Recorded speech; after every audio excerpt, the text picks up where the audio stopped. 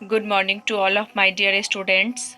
Your second chapter, control and coordination, will continued, and today's topic is spinal cord. Spinal cord, कल जब मैंने आपको brain का diagram दिखाया था आपके बुक वाला और कहा था कि इसको आपको बनाना है, तो आप उसमें देखे होंगे कि नीचे की तरफ स्पाइनल कॉर्ड था उसमें। तो स्पाइनल कॉर्ड क्या होता है? स्पाइनल कॉर्ड जो हमारे खोपड़ी के नीचे और गर्दन के ऊपर गड्ढा जैसा होता है, आप पीछे हाथ दे के देख सकते हैं, वो गड्ढा वाले जगह को हम लोग स्पाइनल कॉर्ड कहते हैं, वहीं नीचे स्पाइनल कॉर्ड होता है। क्लियर? इसमें क्या होता है कि हमारे सारे वर्टिब्रेट्स से के अंदर से जो नर्व्स जाते हैं ब्रेन में, वो स्पाइनल कॉर्ड से ही जुड़ा हुआ होता है।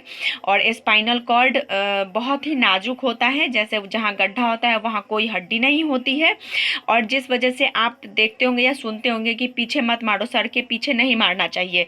तो ये जगह नाजुक होता है, जिस वजह से अगर अत्यधिक चोट यहाँ लग जाए तो आदमी की मृत्यु भी हो सकती है, या वो कुछ हिस्से को भूल सकता है। ओके, तो ये स्पाइनल कॉर्ड के बारे में छोटी सी जानकारी दे दी जो आपके लिए ज़रूरी थी। स्पाइनल कॉर्ड, तो spinal cord is a cylindrical structure, ये सिलेंड्रिकल स्ट्रक्चर होता है। The spinal cord beings in continuation with medulla and extends downwards, और ये मेडुला से जुड़ा हुआ रहता है और नीचे की तरफ होता है। The spinal cord is concerned with spinal reflex action and the conduction of nerve impulse and from the brain.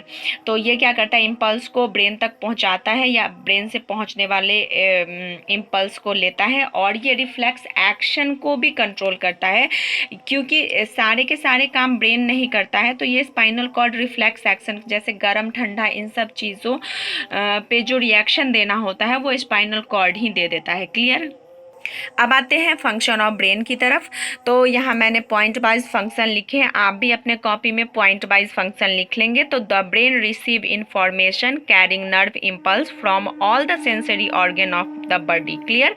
तो ब्रेन क्या करता है? रिसीव करता है इंफॉर्मेशन को, कैरी करता है नर्व इम्पल्स को सारे सेंसरी ऑर्गन से। ओके, बॉडी के सारे सेंसरी ऑर्गन से। क्लियर? नेक्स्ट है the brain response to the impulse brought in by sensory organs by sending its on instruction to the muscles and glands causing them function accordingly. यानी जो भी sensory organ से receive किया गया impulse, उस पर जो इंस्ट्रक्शन ब्रेन को देना होता है वो ब्रेन देता है और संबंधित ग्लैंड या संबंधित सेंसरी ऑर्गन तक इसको पहुंचाता है। क्लियर? नेक्स्ट है the brain correlates the various stimuli from different sense organ and produce the most appropriate and intelligent response। यानी ब्रेन जो होता है वो हमारे हर एक स्टिमुली और हर एक सेंस ऑर्गन के पास एक अप्रोप्रिएट इंटेलिजेंट रिस्पॉन्स देता है, और इस तरह से ब्रेन फंक्शन कर। नेक्स्ट है the brain coordinate the body activities so that the mechanism and chemical reaction of body together efficiently.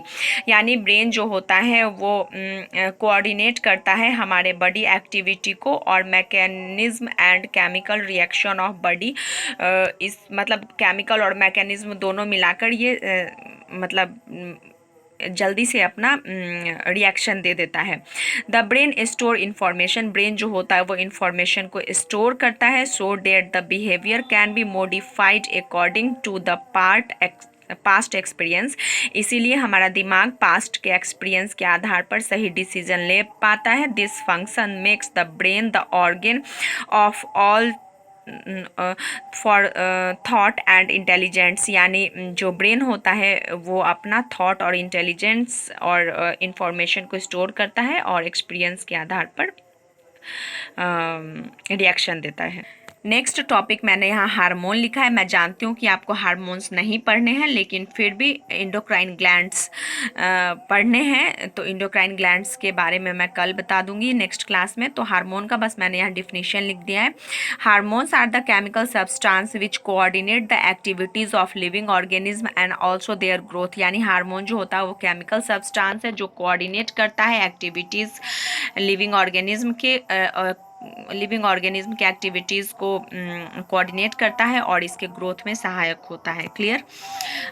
Next class में हम पढ़ेंगे इंडोक्राइन ग्लैंड्स के बारे में, जहाँ से हार्मोन निकलता है। अब आती है होमवर्क की बारी।